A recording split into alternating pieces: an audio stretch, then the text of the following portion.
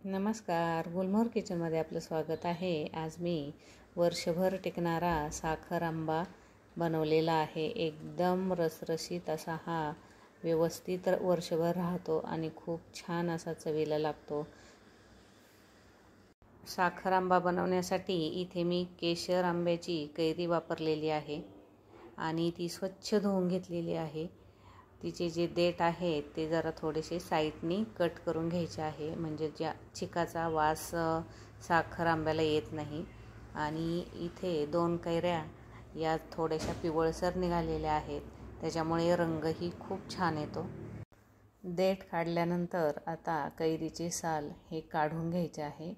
साल काढणीने व्यवस्थित असं सर्व हिरवा जो भाग आहे वरचा तो सर्व काढून घ्यायचा आहे, तो ठेवायचा नाही, कारण तो शिजला जात नाही, म्हणून हा सर्व काढून घ्यायचा आहे। जास्त आंबट असणारी कैरी साखर आंब्यासाठी वापरू नका, कारण ती लोणच्यासाठीच जास्त चांगली असते। आणि साखर आंबा करायची असेल तर थोडीशी कमी आंबट असणारी कैरी तुम्ही इथे वापरा। इथे मी बारीक खोल असलेली किसणी वापरणार आहे, कारण की बारीक खोल असलेल्या किसणीने जर कैरी किसली तर लवकर साखर आंबा हा शिजला जातो छान असा आणि मस्त मऊ असा होतो, त्यामुळे मी इथे छोटी किसणी वापरलेली आहे। इथे सर्व कैऱ्या या किसून झालेल्या आहेत। साखर आंबा स्टीलच्या पातेल्यामध्ये करणार आहे, तर त्यासाठी जेवढा कैरीचा किस आहे तेवढी साखर घ्यायची आहे आणि ही व्यवस्थित अशी या किसामध्ये मिक्स करून घ्यायची आहे। तुम्ही नॉनस्टिकची कढई किंवा स्टीलच्या कढईचाही वापर करू शकता। ॲल्युमिनियमचं कुठलंही भांडं वापरायचं नाही आहे। त्यानंतर 1 चमचा गावरान तूप घालायचं आहे, त्याने चमक छान येते। आणि थोडीशी दालचिनी घालायची आहे, 2 तुकडे अगदी, आणि 3 लवंगा घालायच्यात। आता गॅसवर हे पातेलं ठेवून गॅस हा मंद करायचा आहे आणि शिजेपर्यंत सारखं हलवत राहायचं आहे। जर तुम्ही तसंच मोकळं पातेलं जर सोडलं तर खाली लागण्याची शक्यता असते।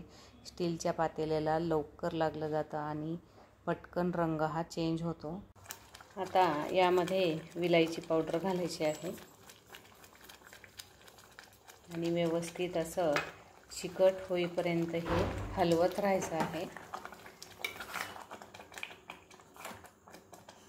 इथे पाहू शकता तुम्ही कलर किती छान आलेला आहे याला।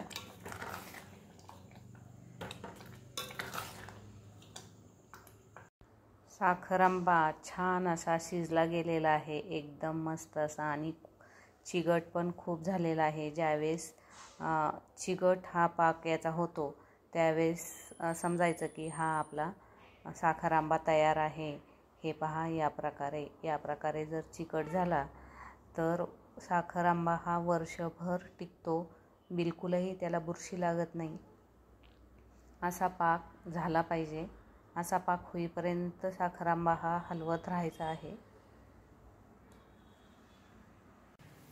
आता थंड झालेला आहे एकदम, आणि थंड झाल्यानंतरच हा बरणीमध्ये भरायचा आहे।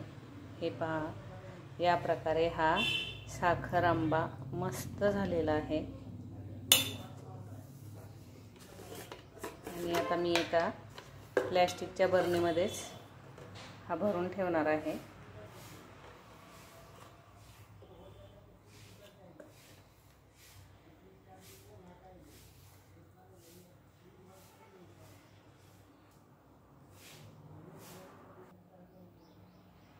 हा व्हिडिओ तुम्हाला जर आवडला असेल तर लाईक, शेअर, कमेंट आणि सबस्क्राईब करायला विसरू नका।